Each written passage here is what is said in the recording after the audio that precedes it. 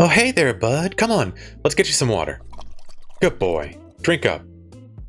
You know, pets are fantastic. From cats, dogs, birds, bugs, snakes, or whatever little guy makes your life happy, I know I love my dog, and I have mine wherever I can, even at my game table. My players love them too, which makes me think, maybe it'd be a bit more fun to have them more involved, but what would that be like?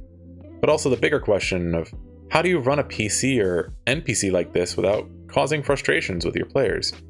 But I'm getting ahead of myself. Hey y'all, I'm Rain and this is Fennec Fables, where we delve into some fun prompts for adding depth to your TTRPG games, to give you some interesting ideas to think about as you play or prepare. When you're preparing for a game, or maybe because you're just liking a little thought experiment, what sort of NPC would your pet be like? I ended up having to do this for one of my own games, rushed at first, and then, after seeing how well it received it was, I decided to go back and film out a bit more. For a bit of context, I ran a year-long campaign for some local college kids quite a while back when I was having a hankering to run games during a down period in my life. Table was quite fun except for one particular player, which, once I make it to 100 subscribers, I'll be making a special video about, so be sure to hit that subscribe button. That player was long gone by the time this happened, but somebody else who wasn't a bad person but tended to cancel last minute quite a bit was causing issues, as the party was undersized and often left in the lurch for combats, especially if they were in the middle of something at the end of the prior session. At the time, I didn't have permission or the ability to run other people's PCs since I didn't have their character sheets, so in comes a helpful NPC whom I hastily named Pluto, after my dog who was at the time sleeping on the couch next to the other players. Of course, they fell in love with him instantly, and after that session, my hastily improvised NPC needed to be more fleshed out if it wanted to be a PC. Now, this will vary game type and system of course, but there are some basics that can help you get to the core of what you're looking for. When I did this for my own game, the major factors I was concerned with was nature, temperament, and goals. Nature being, what do you show themselves to be? Temperament being, how do they generally act toward outside actions? And goals being, what drives them? For me at the time, I wanted to make somebody that was generally sturdy, dependable, and resilient. I went with a beast-hide shifter to replicate this burst of resilience, as well as to lend itself to a more animalistic person. As for temperament, he is an emotional therapy animal after all, and is always concerned with the well-being of others, actively needing to be as close to the nearest human as possible. This led itself to life cleric in my mind, and as somebody concerned with tending to others emotionally and physically, it worked. As for goals, this campaign was heavily leaning into mental anguish and threats to the people of the realm. He felt pained as he had seen so many that suffered and needed help, and this worked for him. And with that, I had a general idea of what made them tick, how to run them, and it also gave him a good excuse to pop in and out as needed, since he could toddle off to assist others that needed help and catch up with them if he felt the need. But now, the bigger overall issue. How do you run a recurring NPC in a way that does not cause issues with the other players? To start, I should clarify there's a distinction between a DM-run NPC and a DM PC. As with all the NPCs in the game, generally, they're going to be run by the DM and referred to as DM NPCs.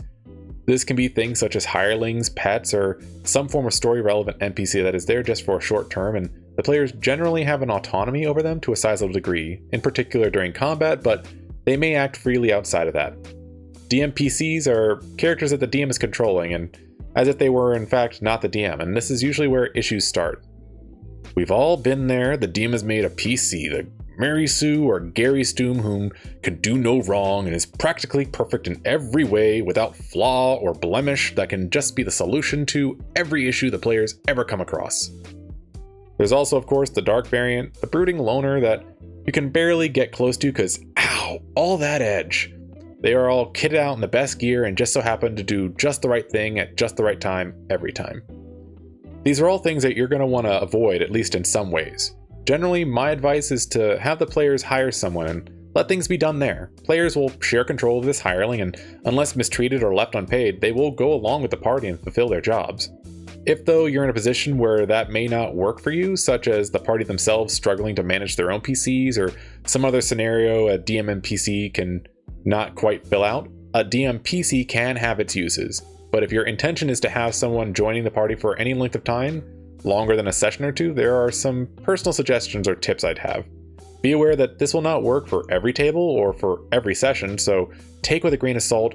As it is, we're just gonna be going from my own experiences, and this is what helped me run my own fun DM PC. First things first, see if your party is even interested in the idea, or okay with having someone tag along. This may seem like a silly idea, but if your players are uninterested in help, then a tag along is just going to frustrate them or even make them feel like they aren't the focus of the game you're telling. You can handle this in many ways depending on how you feel your group prefers communication, but I prefer a blunt approach. So, hey, I noticed you guys have been having issues with X thing and I thought an extra PC might help, is the way I usually handle it. It keeps the power in the player's hands, and I will say that this doesn't always happen, but in the example I gave out at the last minute edition, it took naturally, so they were happy to have it around. Anyone pushed into the group will be resented no matter how helpful they may be. Speaking of resentment, the next important thing is making sure that they do not overshadow or take over for the other players. You want to amplify or assist the players as they are the focus and never the DM PC. That doesn't mean they can't do anything clutch, but they shouldn't be solving every issue without being asked to participate. Find ways for them to uplift other players and set them up to do cool things whenever possible. This also has the added benefit of showing the players the power of teamwork, but that's another video for the future.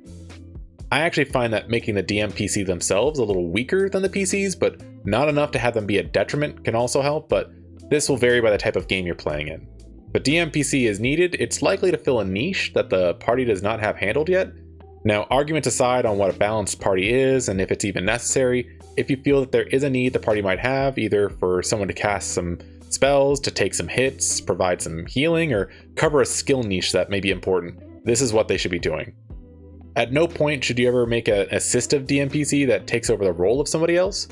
Don't insert someone that may coddle the players, as it may seem like you feel they can't handle things, such as someone that can always see traps or whose only job is to scrounge up resources.